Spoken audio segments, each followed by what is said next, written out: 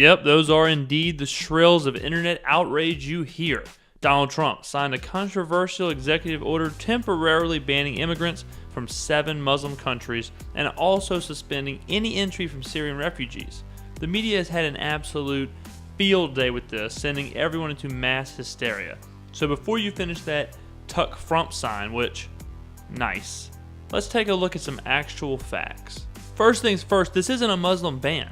Now I see how you could be confused on this one since the protesting hashtag was #MuslimBan, but nope, it's #not. If it were an outright ban on Muslims, then it would be quite the oversight by Trump to have forgotten to ban Muslims from the other couple dozens of Muslim majority countries, or Europe, or Canada, and or the ones already living in the United States. So what exactly is it then, and what the hell do I do with that sweet hashtag? Great questions. Unfortunately, I cannot answer the second one, but the first one, I can help you out.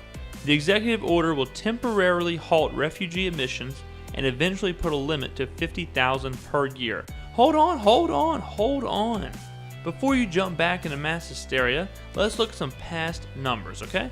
In the years 2003, 2006, and 2007, fewer than 50,000 refugees were admitted into the United States. In 2011 and 2012, Barrio admitted just a bit more than 50K, but never ever higher than 70,000, which was his cap. That's right, he had a cap on refugees too. Now I mentioned 7 countries earlier. There is a temporary 90-day ban on people entering from Syria, Iraq, Libya, Iran, Somalia, Yemen, and Sudan. There wasn't a random lottery or anything like that to select these countries. All of these 7 countries are in one way or another dealing with jihadist violence or jihadist governments. There is a little loophole though. Secretaries of States can make exceptions on a case-by-case basis.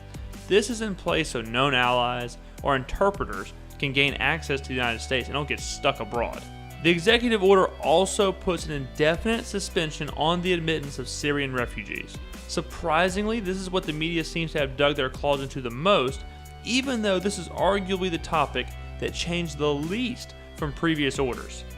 In the order, Trump states he is suspending entry until he has determined that sufficient changes have been made to ensure the refugees coming in are consistent with the national interest of the United States of America. Let's go back again in history. Since the Syrian civil war started in 2011, the United States and President Barack Obama have admitted the following. 2011, 29 refugees. 2012, 31. 2013, 36. 2014, 105, and in 2015, President Obama admitted 1,682 Syrian refugees. Now I know what you're thinking. Why is my timeline just now being filled with all of these awful pictures of the struggles in Syria when it's been going on for years? Optics, my friend. Optics. There's a reason you're seeing this now, and you haven't seen it since 2011. Let me read those numbers again. In 2011, there was 29 Syrian refugees. 2012, 31. 2013, 36. And not a single image, not a single outcry until right now, until this weekend. Now look, I really didn't plan on giving my opinion in this video, but whatevs. I think we definitely need strong vetting with who is coming into our country from areas of conflict. We've seen some of the struggles European cities have had with a large number of refugees entering.